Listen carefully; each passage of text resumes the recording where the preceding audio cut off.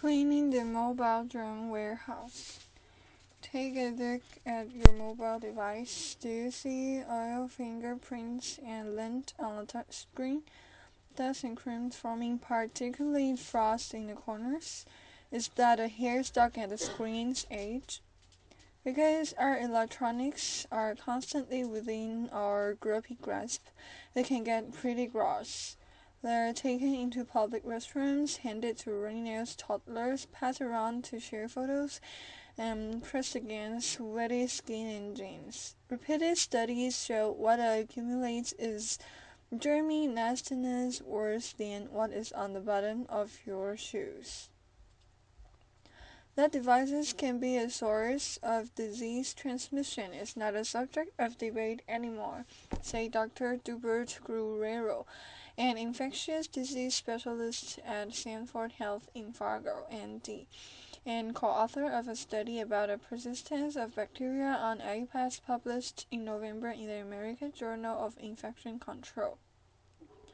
So it is a good idea to keep your devices clean, not only to keep from getting sick, but also to maintain resale value when it's time to upgrade. Companies like Best Buy, Target, Gazelle, Amazon, Verizon, and AT&T all offer trade-in or cashback programs, said Derek Meister, a technician for the Greek Squad, Best Buy's repair and online support service. People don't want any marks or grime on their devices, Mr. Meister said, because like trading in a used car at the dealership, the better the condition, the more like new it is, the more money you get on your trade-in. A word of warning. Cleaning your device can be tricky since you don't want to damage it and manufacturers don't give you much guidance. It can be done, however, if you're careful and conscientious. Dr. Guerrero and his colleagues found that regularly wiping down your device with a moist microfiber cloth was sufficient to eliminate many kinds of common bacteria. More enduring and dangerous bacteria like Clostridium difficile, which can cause diarrhea or even inflammation of the colon, and the flu viruses may require a sterilizing agent like bleach or alcohol, he said. This is a problem since Apple on its website officially warns against using window cleaners, household cleaners, aerosol sprays, solvents, alcohol, ammonia, or abrasives to clean its products and devices. Instead, to simply wipe the screen with a soft, lint-free cloth to remove the oil left by your hands. Other manufacturers offer similar advice or none at all. And yet, in the Apple Store, you'll find the 32% isopropyl alcohol cleans wipes by Bosch and Lomb. Apple declined to explain the contradiction. Nevertheless, the wipes work great at cleaning grime, much and marks off your device, and they also disinfect. A cleanse kit that includes 3 cleanse wipes, a 3-ounce bottle of cleaning spray, and cleaning clothes costs about $20. That is far cheaper to make your own alcohol and water solution. To clean his own mobile devices, Mr. Meister at the Geek Squad said he used a 1-to-1 ratio of 70% isopropyl alcohol and distilled water, which together cost less than $4 at most grocery and drugstores. You want distilled water and pure alcohol so there are fewer chemicals or minerals left behind when the solution evaporates, he said. Fill a spray bottle with the diluted alcohol, lightly moisten and lint-free, preferably microfiber cloths, no paper towels, and gently wipe down the screen and cases. Never spray directly onto the device. To clean corners and around ports, use lint-free foam rather than cotton Q-tips. If you are super germophobic, you might consider purchasing an ultraviolet sanitizer. Wildlife makes a $50 cell phone sanitizer about the size of a coffee can. Just pop your phone into the dog and replace the lid of ultraviolet light to zap pathogens. Verilux sells a $40 sanitizing wand, which the company claims kills up to 99% of germs when waved over your electronics. This won't improve the look of your device or maximize value at trade-in, but it might spare you the sniffles or worse during cold and flu season. Using a can of compressed air to blow around the ports and between keys, on the other hand, will help maintain the look, performance, and value of your device. This gets rid of the dust and particles that can infiltrate and damage electronics. Another option is to buy a specialized air compressor like the DataVac electric duster, which lists for $100 and comes with all sorts of little attachments for cleaning out your devices, crevices, and seams. An air compressor gets things really clean and is environmentally good because you don't have a little can-do throwaway after blowing air, said Miroslav Jurek, Chief Information Architect at Infixit.com, an online do-it-yourself community. He uses an all-purpose compressor he bought at home to bought and fitted with an inflating needle. The kind used to inflate a basketball or a bike tire to precisely direct the airflow. To repel germs, grease, and pet hair from your laptop, there are antimicrobial and protective keyboard, trackpad, and palm rest covers that are nearly invisible and washable. Moshi, Newer Tech, iSkin, and Protect Computer products all make these covers for less than $30. We get so many computers damaged from kids spilling things on them, said David, designer, owner of the little laptop shop in Manhattan. At least people say it was their kids when they dropped the computers off. Washable screen protectors for laptops, tablets, and smartphones are available from manufacturers such as Boxwave, Bodyguards, iSmooth, and Moshi at a cost of $5 to $40, depending on the size. They're easy to apply and reapply without unsightly bubbles or impaired visibility or functionality of touchscreens.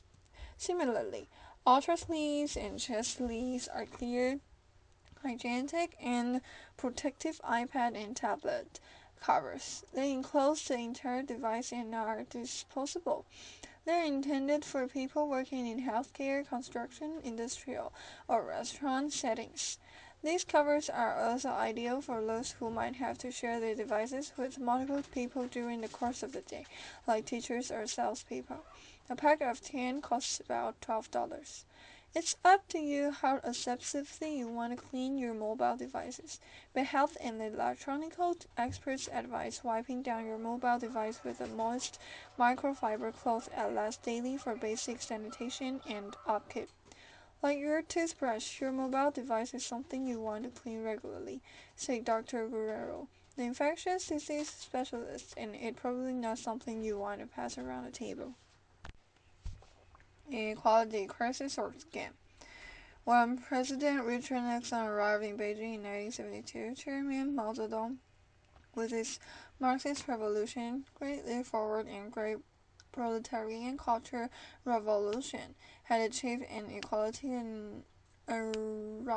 unrivaled anywhere.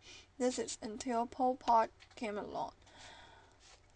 There seemed to be no private cars on Beijing streets. In the stores, there was next to nothing on the shelves. The Chinese all seemed dressed in the same blue Mao jackets. Today, there are billionaires and millionaires in China, booming cities, a huge growing middle class, and yes, hundreds of millions of peasants still living on a few dollars a day. Hence, there is far greater inequality in China today than in 1972. Yet, is not the unequal China of today a far better place for the Chinese people than the communist and colony of Mao? Lest we forget, it is freedom that produces inequality. Even the partly free nation unleashes the natural and acquired abilities of peoples, and the more industrious and talented inevitably excel and rise and reap the greater rewards. Inequality is rooted in the biological nature of man, said James Fenimore Cooper. Yet, for many people, from New York Mayor-elect Bill de Blasio to President Barack Obama to Pope Francis, income inequality is a curse in need of a cure, as there is today said to be an intolerable measure of such inequality. But let us first inspect the measuring rod. Let a family of four with 23,550 in cash income in 2013 qualified as living in poverty. This hardly tells the whole story. Consider the leveling effect of the graduated income tax, about which Karl Marx wrote glowing in his Communist Manifesto. The top 1% of U.S. earners paid nearly 40% of U.S. income taxes. The top 10% paid 70%. The top 50% paid more than 97% of income taxes. The poor paid nothing. Surely trillions of dollars siphoned annually off the incomes of the most productive Americans in federal, state, and local income and payroll taxes closes the gap somewhat. Secondly, though 50% of U.S. families qualify as poor measured by cash income, this does not take into account the vast assortment of benefits they receive. The poor have their children educated free in public schools, from Head Start to K-12, and then on to college with Pell Grants. Their medical needs are taken care of through Medicaid. They receive food stamps to feed the family. The kid can get 2 or 3 free meals a day at school. Housing, too, is paid for subsidized. The poor also receive welfare tax and earn income tax credits for added cash. In the late 1940s, our family had no freezer, no dishwasher, no clothes washer or dryer, no microwave, no air conditioning. We watched the No Damn Army game on a black and white 8-inch Dumont. Among American families in poverty today, 1 in 4 have a freezer. Nearly half have automatic dishwashers. Almost 60% have a home computer. About 2 in 3 poor families have a clothes washer and dryer. 80% have cell phones. 93% of the poor have a microwave. 96% a color TV, and 97% a gas or electric stove. Not exactly Les Miserables. Robert Rectors of the Heritage Foundation added up the cost in 2012 of the means-tested federal and state programs for America's poor and low-income families. Price tag: $927 billion. There are 79 federal programs, writes Rector, that provides cash, food, housing, medical care, social services, training, and targeted education to poor and low-income Americans. If converted to cash, means-tested welfare spending is more than sufficient to bring the income of every lower-income American to 200% of the federal poverty level, roughly $44,000 per year for a family of 4. Then there are the contributions of churches, charities, and foundations. Where in history has the poor been treated better? Certainly not in the USA.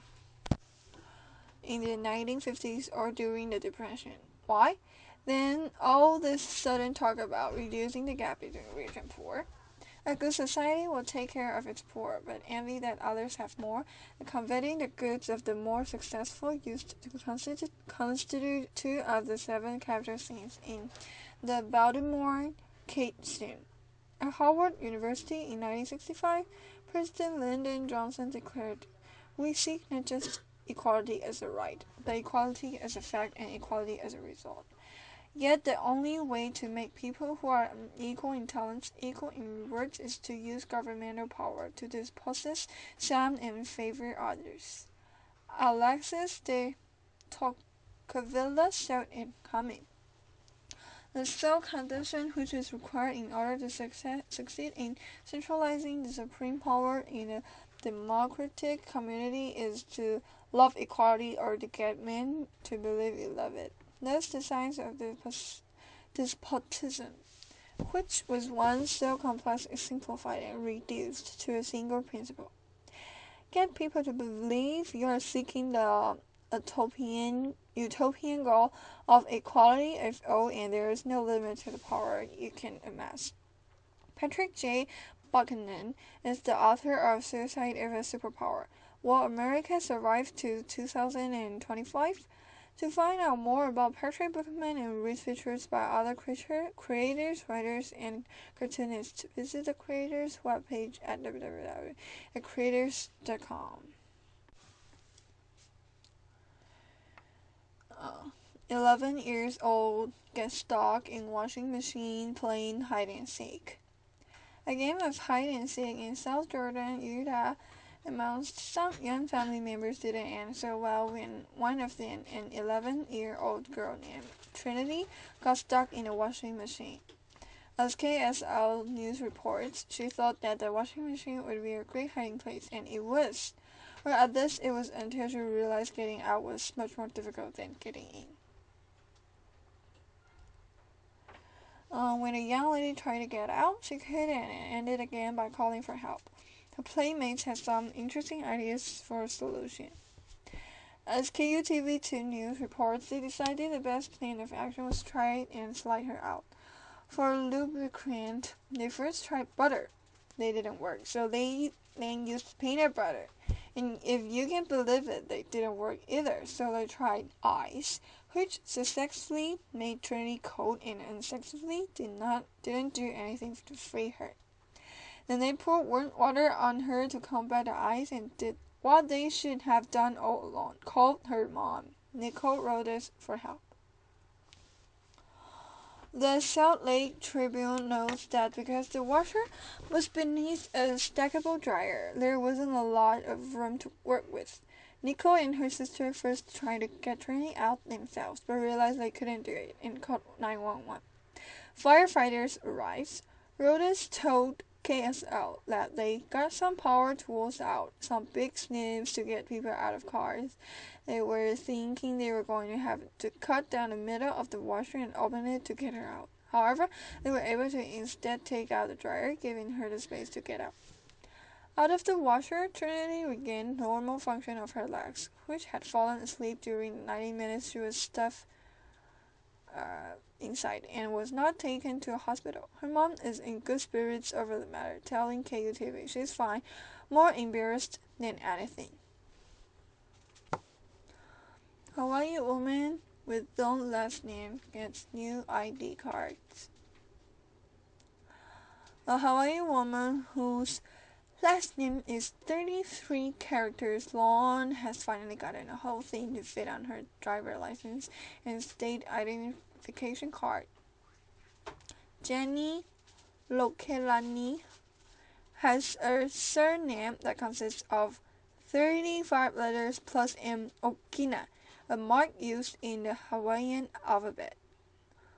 She received her new license and ID after her campaign to get her full name on the cards prompted the State Department of Transportation to change its policy to expand the number of characters that can appear. She, 55, said Monday that she is happy she was able to help fix the problem identification cards lacking sufficient space for long names. Now, in this state of Hawaii, we're longer second-class citizens because of the length of our name, she said. Hawaii driver's license and ID cards previously had room for names totaling up to 35 characters. The new policy allows 40 characters for last names, 40 for first names, and 35 for middle names. She got the name when she arrived for her Hawaiian husband in 1992. He used only the white name, which his grandfather gave him after it came to him in a dream. Under the old policy, Hawaii County issued her driver's license and state ID with the last letter of her name chopped off. and it omitted her first name. She told news media about the issue earlier this year after policemen gave her a hard time about her driver's license during a traffic stop. Last month, the State Department of Transportation announced expanded character limits. She's now hoping to get the Social Security Administration to allow more characters on its identification cards. The agency's card have 2 lines for names. The first line has 26 spaces for first and middle names, while the second line has 26 spaces for last name and the suffix. Things we know that just end so. 2013 will be remembered as the year President Barack Obama hello went askew. It deserves to be remembered for some other things. It was the year Democrats killed the United States Senate. If you missed the story, it's not surprising when Senate Harry Reid eliminated the filibuster. It was built as the Democrats' last-ditch response to Republican obstructionism. We were invited to pay to quit because Republicans have threatened to invoke the nuclear option themselves in 2005. Largely ignored was Reid's relentless assault on Senate's traditions. The body, most memorable, described by George Washington as the saucer into which legislation was poured to cool, had been stripped of many of its traditions even before Reid pressed the nuclear button. The amendment days are over, Reid proclaimed in 2012. Underlining the point, he filled the amendment tree of every important piece of legislation, offering Republicans no opportunity to suggest alternatives. Reid then demanded a cloture vote, often on the same day. The Reid reign is more capone than Cicero. No debate, no amendments, no time event to read bills. Protecting minority rights and preserving the Senate's tradition of debate has always been a triumph of the American system. The year 2013 sounded a toxin. It was a bad year for those who think they understand and control vast, complicated system. Yes, I'm thinking of Democrats and Obamacare, but also the sun. Climate activists have assured us with chilling urgency that the global temperature is rising, and that turning the dial labeled carbon dioxide several clicks to the left will avert catastrophe. Except one, it's nearly impossible to reduce CO2. Think China and India. 2. It's been 80 years since the atmosphere showed any warming despite increasing concentrations of CO2. And 3. Money spent on reducing CO2 cannot be spent on other problems. Now, another variable seems to be misbehaving. Apparently, the sun is weakening. There is no scientist alive who has seen a solar cycle as weak as this one. Anders Germilo, who studies the solar magnetic cycle at the Hart-Smithsonian Center for Astrophysics, told the Wall Street Journal. More than half of solar scientists, according to the newspaper, speculate that the sun could be returning to a more quiescent phase after a burst of activity that began in the 1940s, or not. The sun may be dimming a bit, but it may not affect global temperatures because we've been pumping CO2 into the atmosphere. On the third hand, it's possible a more pronounced solar minimum could yield another glaciation. During the last one, an ice sheet 1 mile high covered most of North America. A little humility about our capacity to predict something as complex as climate would be welcome. It isn't a matter of trusting science versus denying the scientific method. It's a matter of distrusting the herd mentality that can affect scientists as well as other mortals. I happen to think global warming may well be a serious problem for coastal regions in the future. This much having been said, there are serious flaws in the way science is conducted. Consider cancer research. A rule of thumb among biomedical venture capitalists, The Economist reports, is that half of published research cannot be produced. A 2013 study by Amgen found that of 53 landmark cancer studies, only 6 could be replicated. The pressure to publish is intense among academic researchers, yet scientific journals prefer newsworthy findings to refutations of older studies. A reported one-third of scientists confessed to knowing of a colleague who cherry-picked data of excluded, inconvenient facts to tart up his or her research. Grants often flow to politically sexy topics like global warming, and scientific dissenters from orthodoxy suffer some of the same social and professional ostracism as heretics of an earlier time. The heart of the scientific method is disproof, skepticism, then, not unflagging belief in any particular theory of climate change is the mark of the truly enlightened mind. Speaking of things we know for sure that just ain't so. In the words of Mark Twain, 2013 was a year in which Mexico emerged as a promising startup. Our impoverished and corrupt neighbor, from whom we just knew we could expect an endless parade of illegal migrants year in and year out, is producing jobs at an enviable clip. Per capita gross domestic product, Pierre Paula Barbier and Niall Ferguson write in the Wall Street Journal, is outpacing Brazil, and a series of free market reforms may well revitalize Mexico's energy, telecom, and education sectors. So here's to a more open 2014, a Senate more open to amendments, science more open to scientific method, and economists more open to the free markets. To find more about monarch, terrain, and reef features by other critters, visit the website.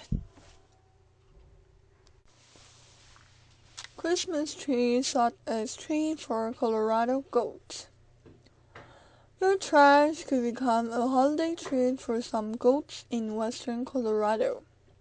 The top of the hill range in Colburn, about 40 miles east of Green Junction, is offering to pick up discarded Christmas tree from nearby homes to give their goats some extra roughage during the winter. Ranger Teresa Fletcher tells KKCO-TV that the goats can devour the tree in less than an hour. A Little Moon Ranch in Florida and the 5R Livestock County in Loma are also collecting trees for the goats. Surfers dressed as Santa Claus gather in Florida. More than 210 surfers dressed as Santa Claus, elves, and snowmen were surfing the Christmas Eve waves of Central Florida's Atlantic coast. Florida Today reports that when Cocoa Beach Mayor Dave Nerdstrom took in the view from the sand Tuesday, he declared the 4th annual gathering the largest suffering Santa event on the planet.